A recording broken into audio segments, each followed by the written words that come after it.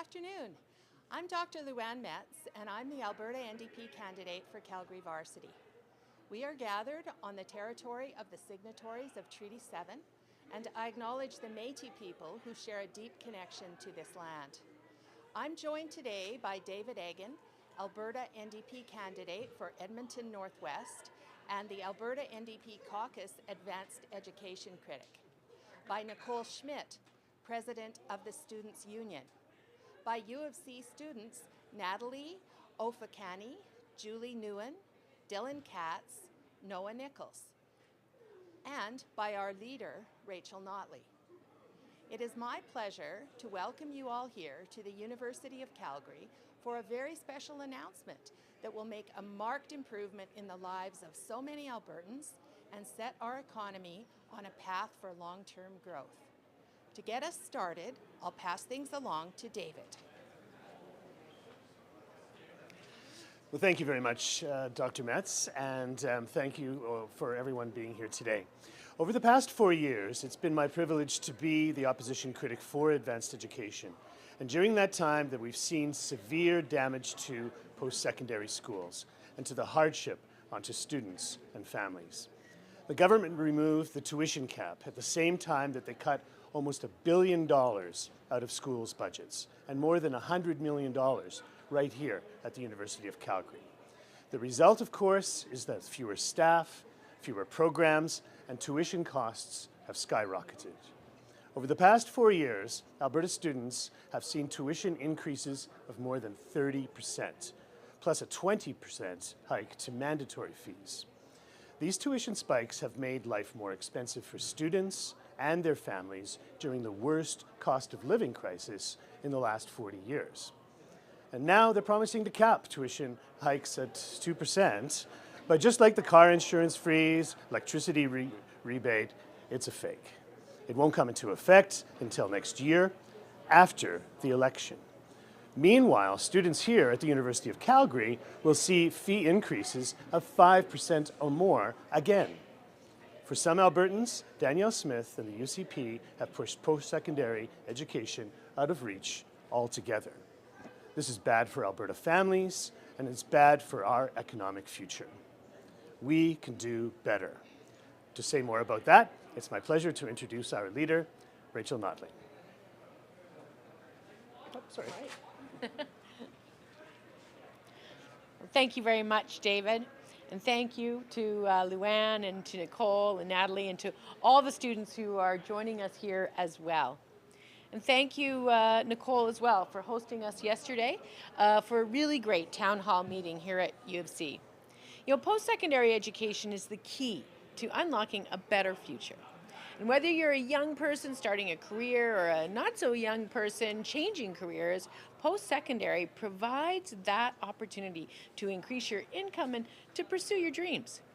And I believe very strongly that the doors to our universities and our colleges and our trade schools must be open to anyone and everyone regardless of how much money they have.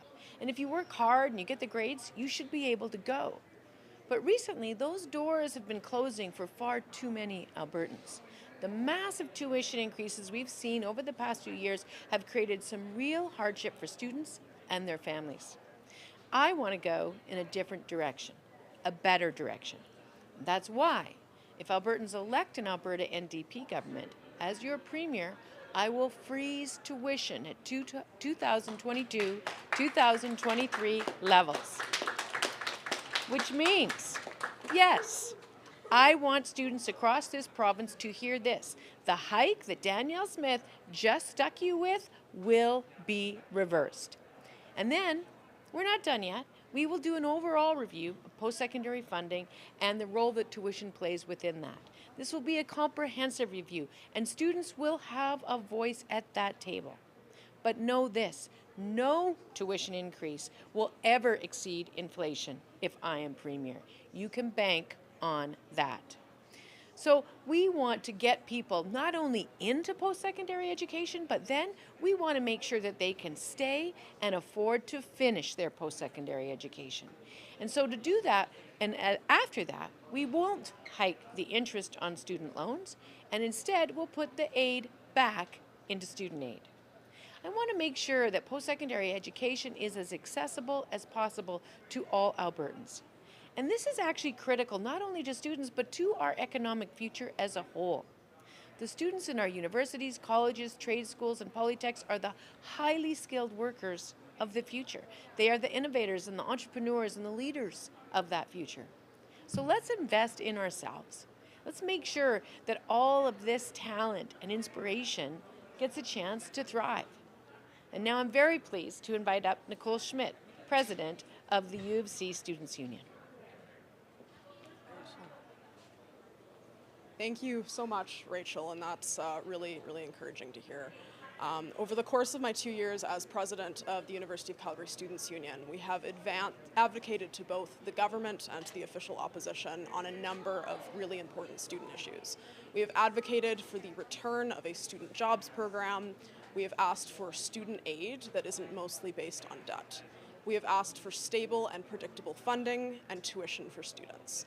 We've also asked for better mental health supports on campus. Students are paying about $1,200 more per year in tuition than they did back in 2019. Mandatory fees are up 20% over 2019 levels. International students are paying about $6,000 more than they did back in 2019. Students cannot afford to sit out this election, literally. Over the past 2 years, post-secondary education has become less affordable and less accessible. Students are paying much more and receiving no additional benefit for these increased dollars. The plan to roll tuition back to 2022 to 2023 levels will save students money. Rachel's plan to cap any future increases at inflation provides stability and predictability to tuition. This predictability of what students will pay has been sorely lacking for the last few years.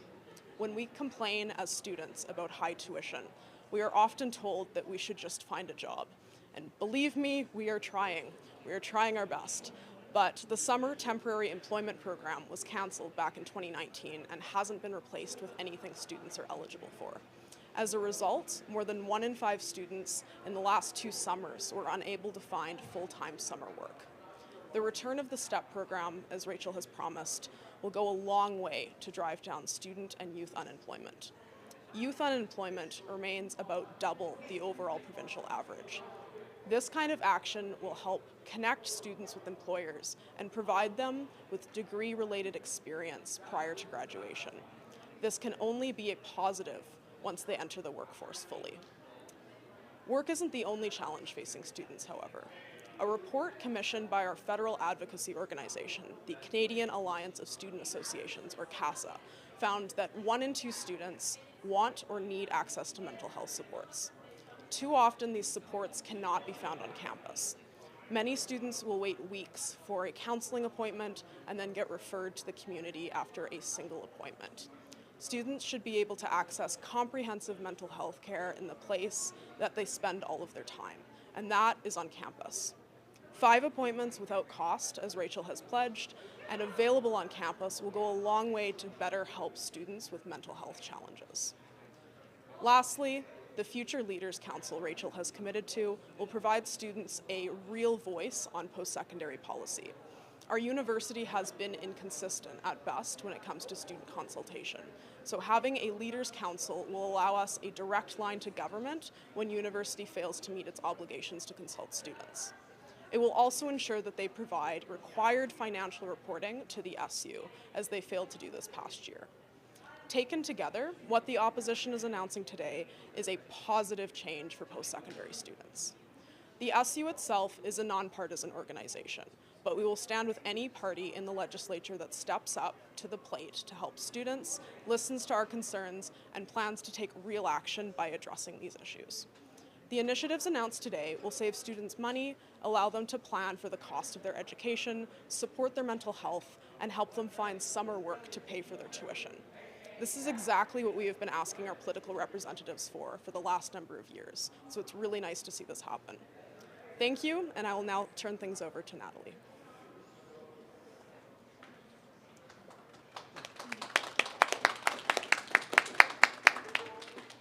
Thank you. My name's Natalie Afokany, and I'm in my 3rd year of Law and Society here at the University of Calgary. I was lucky enough that my parents were able to save up money for me and my brother to receive a post-secondary education. But the rising cost of tuition, as well as the rising cost of living, has greatly impacted myself and my family. What was once enough money to pay for my education may no longer be enough.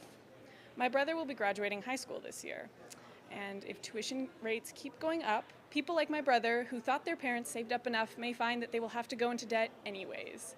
And other parents who thought they had worked hard and saved up to be able to put their kids through school may find it's just not possible anymore. I realize I am still very lucky to be in this position. I want to emphasize that my situation is not at all comparable to what others here go through. Many of my friends have to work while attending university. Many of them work multiple jobs. I have multiple friends skip meals because they cannot afford to eat and pay their tuition. And I know people who aren't even sure if they can afford to finish their degrees. Hearing their experiences makes me so upset because they deserve to be here as much as I do. They are all so bright and hardworking, but rising tuition rates mean they struggle so much more than I do. And it just feels like no matter how much we plan or how we are able to pay for university, it's just not enough, and it changes so fast. A tuition freeze would make life so much easier for so many of my peers, for families in Alberta hoping to send their kids to school, and incoming or future students like my little brother. Thank you. Thank you so much, Natalie, for that set of comments. Thank you both.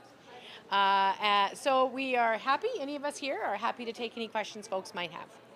Thanks, and we'll start with questions in person. So, hi Rachel, my name is Sophia. I work at the Gauntlet here. Students here at the U of C have been advocating for more open conversations with politicians in the province, looking to find an understanding. So I was wondering if Q&A events like the one yesterday are those types of events you wish to continue attending and participating in leading up to this provincial election. I'm always happy to engage in Q&A events with students. I've been first elected in 2008, and of course the University of Alberta is in my riding. So pretty much every election I've typically had a chance to engage in those kind of events.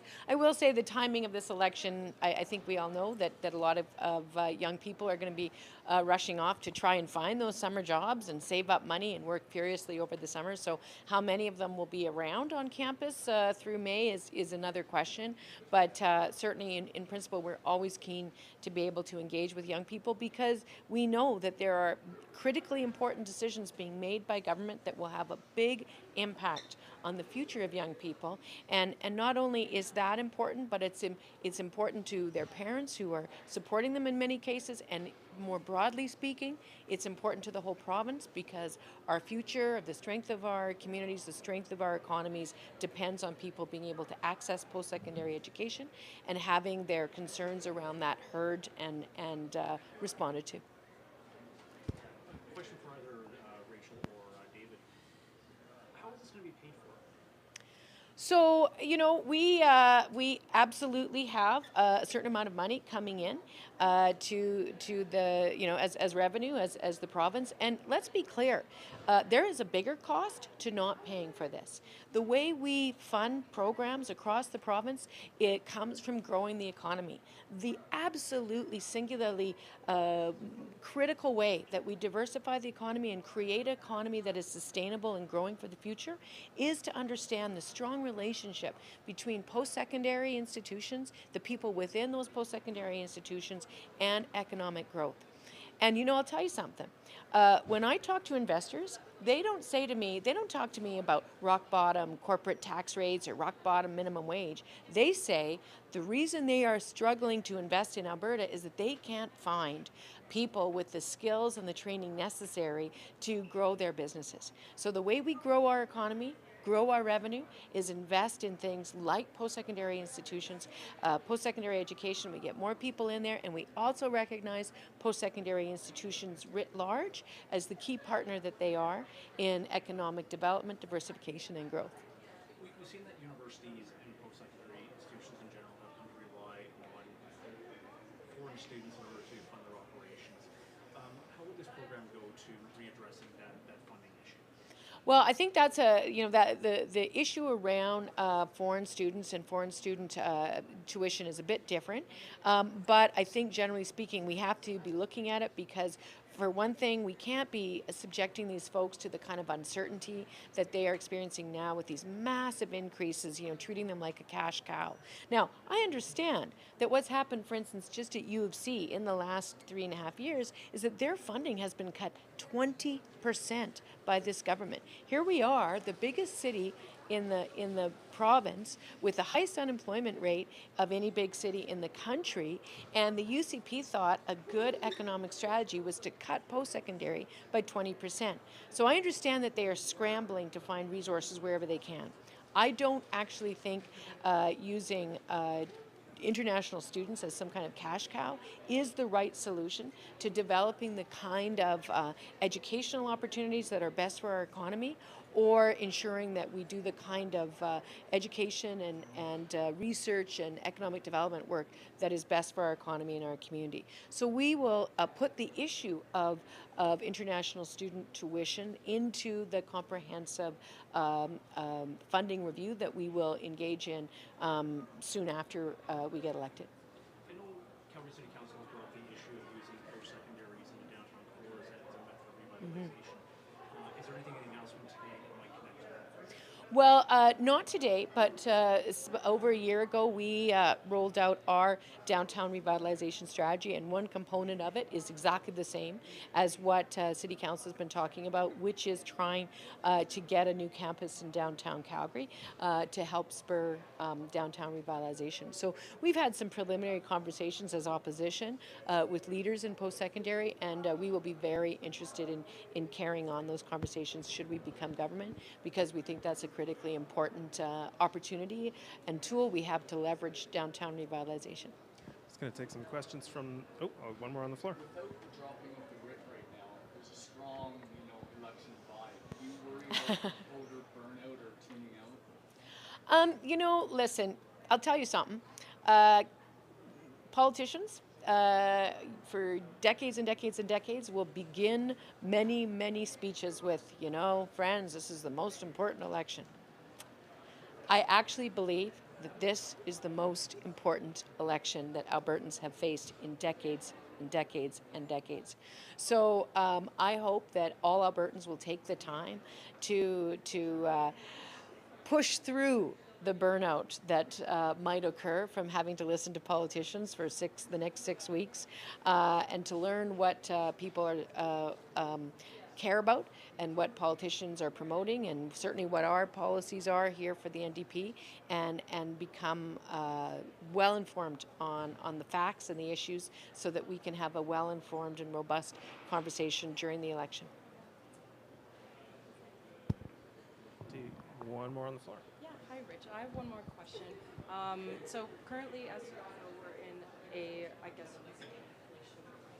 crisis. People are seeing that we have to pay more and receiving less for many things. So, and this is more of a federal level kind of question, but recently the Trudeau government did support an idea of a 30% carbon tax increase.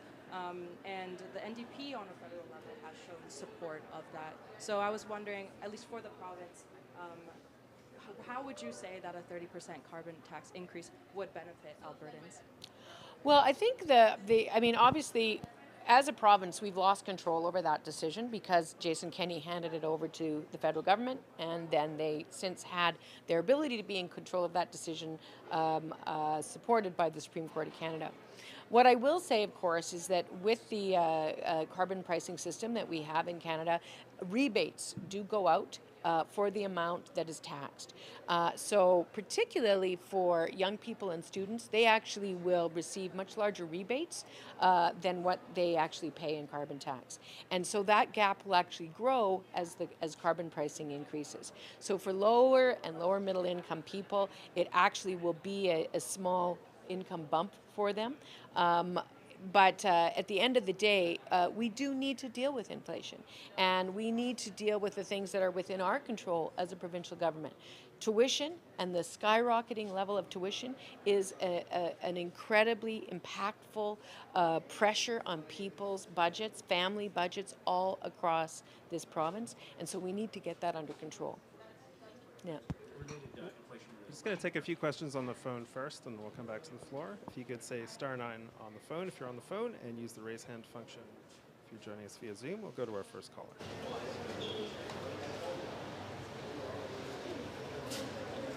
EP. Can I get your reaction to the Premier this morning? I was asking whether or not if you can, politicians can start calling up accused and discussing their cases with them. And she said, no, the government policy remains as it always was, is that you can't do that because the justice system has to remain independent. However, her call to Arthur Pawlowski, she says, was still just fine. What do you think? Well, I think what we heard from the Premier today is that she was actually given advice by justice officials to stay out of the court and justice process with respect to a whole range of people who had been charged until after it had run its course. Having been given that advice, she decided she was above the law, and she did, in fact, engage. She engaged directly. She took phone calls with these people, and then, moreover, she repeatedly badgered Crown prosecutors and the chief Crown prosecutor, who was the Deputy Attorney General, about the process of these cases. So what we are seeing is Danielle Smith thinks that she's above the law. And if she thinks she's above the law on this, what else does she think she's above the law on? This is a clear test of leadership, and she is failing to come clean on this, and she's failing to acknowledge the profound mistakes that she's made. You follow up, Dean? No, I think that's good. Thank you. And we'll go to our next caller. Hi, Rachel. It's Michelle.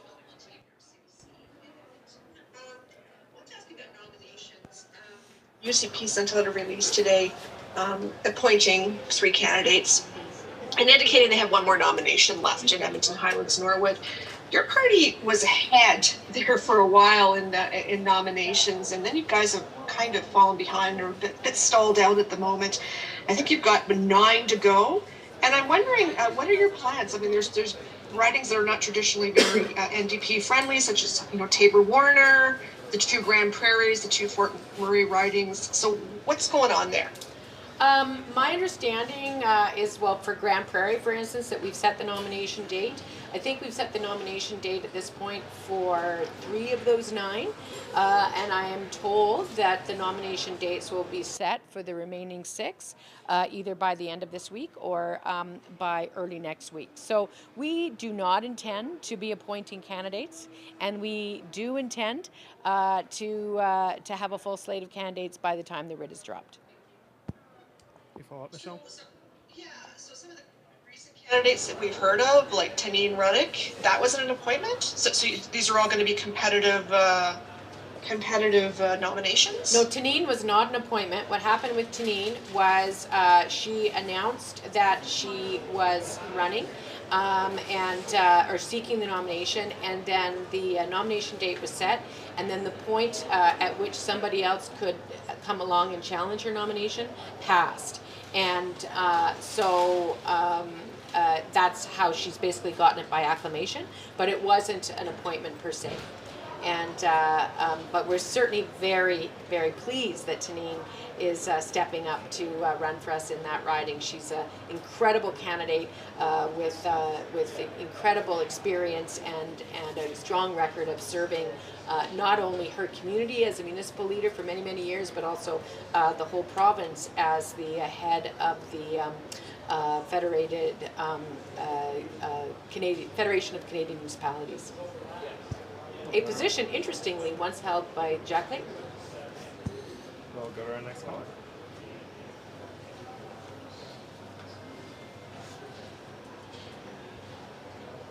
Good afternoon. My question's for Rachel Notley. So I'm sure you caught a glimpse of that UCP press conference yesterday with Rebecca Schultz calling out, I believe, was it 6 of your MLAs and candidates demanding you denounce their actions and kick them out of your party over what they say are anti-police comments. What's your response? Listen, all members of our caucus and frankly our team understand the important role that police play in our communities, and we support that, and quite frankly our record when we are in government shows that very clearly. What I will also say though is that there's been a conversation, and an important conversation, about other elements of the strategies that are important to increasing levels of community safety, particularly in some of our downtown core communities across the province. And we know, quite frankly, that there is a strong role for other components, whether it be housing, whether it be income supports, wraparound services, those addiction treatment of all kinds. So that's also an important part of the conversation. And a lot of the stuff that was referenced, not all, but most of it that was referenced, was that argument taken out of context. I will, however, also say this, and please, I cannot put a fine enough point on this. It is very rich for a party whose leader, literally 2 months ago, took a phone call from someone who is alleged to have engaged in inciting violence against police officers at a blockade where people were found to have been storing weapons to be used against police officers, for her to phone this guy up and talk about the ways in which she was going to interfere in the system of justice to help him. For those folks in that UCP to then turn around and try and suggest that people in our caucus don't care about the police, at the same time that they do not have the strength of their convictions to stand up and hold their leader accountable for her outrageous actions. And I say back to any single member of the UCP, where are you? Where are you calling out your leader for interfering with the system of justice to stand up for someone accused of inciting violence against police officers? Where are you on this issue? No one buys you. No one buys what you have to say on fighting crime, not until you stand up and speak truth to your leader. Any follow-up, Safe?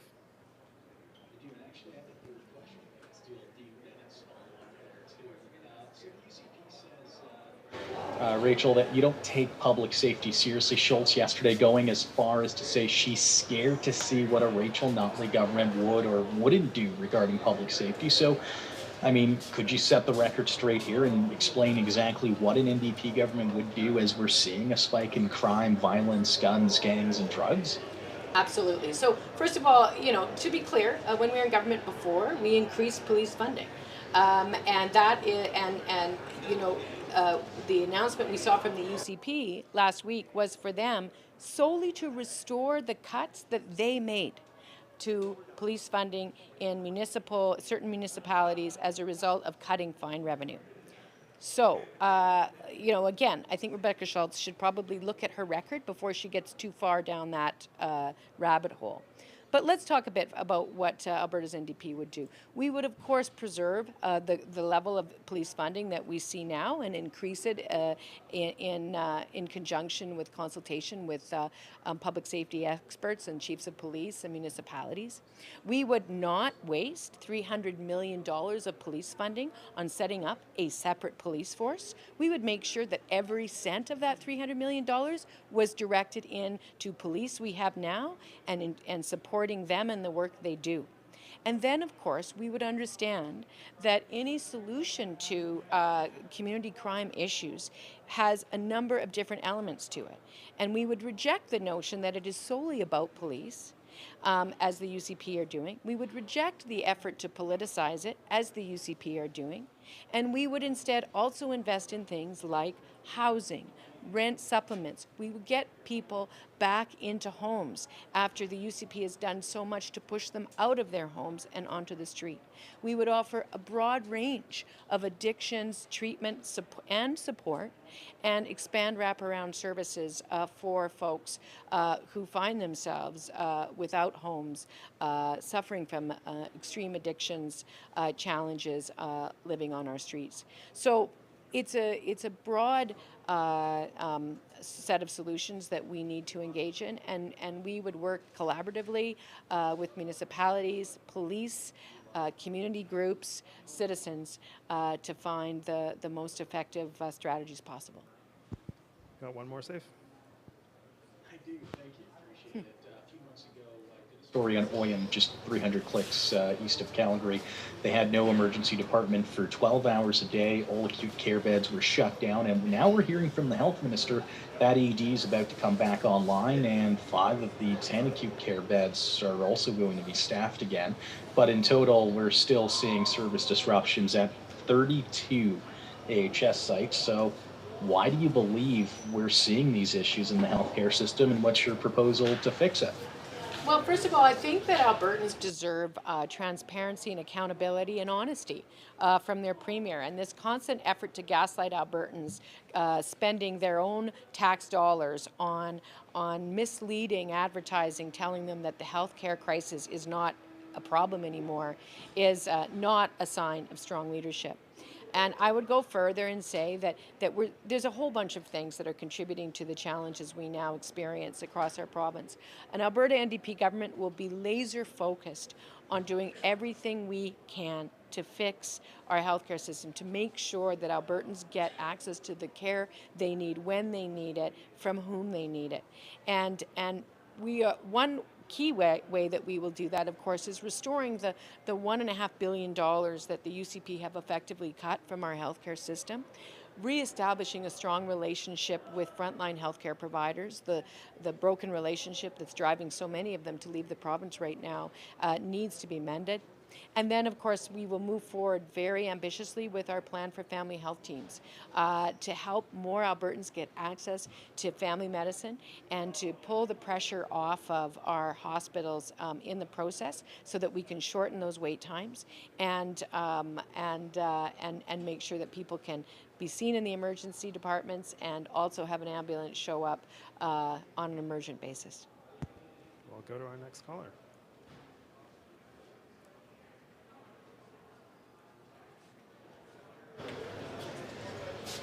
Hi, this is Susan Zielinski at the Red Deer Asket. Recently, Red Deer Polytechnic ran a contest that provided a $2,000 tuition voucher as the grand prize. And I'm just wondering what you would have to say about a post-secondary doing that.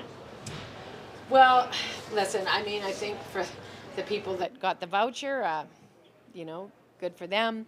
But I don't think that people having access to affordable tuition should be a function of whether they do or do not win a lottery or some other kind of contest. It should be just a matter of good public policy and strong government leadership. And that's what we're missing right now. We don't want just that winner to have affordable tuition. We want all Albertans to have affordable tuition. Any follow-up, Susan? Time for one more on the floor. Going back to topic at hand with inflation, obviously with tuition being tied to that, we've seen record inflation in Canada. Maybe you can expand on that and how that would be tied to, and when we see inflation between 5 and 10%, how that would be immediately. It's a really good point. So that's why in our press conference today, or press release today, we're actually talking about capping any increases to inflation. What that means is that it provides for the opportunity for those increases to A, not happen at all, or B, to be lower than inflation, for exactly the reason that you identify. In a year where we've got 7% inflation, we can't be dumping that on to students, because we know that inflation impacts lower income people far more than it impacts middle and upper income people. And so that would be part of the review that we would do around funding. But what we are saying is that people will never see more than inflation as the maximum. But absolutely, the point that if we're in a situation where we've got skyrocketing inflation, that doesn't mean that students absolutely have to deal with a full inflationary increase in any given year.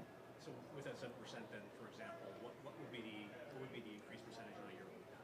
Well, as I say, we're going to engage in a comprehensive consideration of the whole frame of post-secondary funding and the way in which university students and post-secondary students contribute to it through tuition. So I think the details around that and the circumstances is something, and the formulas is something that we would have to come up with once we've had a chance to engage with everyone. But the outlying principle is that the maximum would be tuition at any given point, but that's the maximum, and there's lots of room for that for in any given year for it to be less than that. Yeah. That's all for today. Thank you very much. Thank you.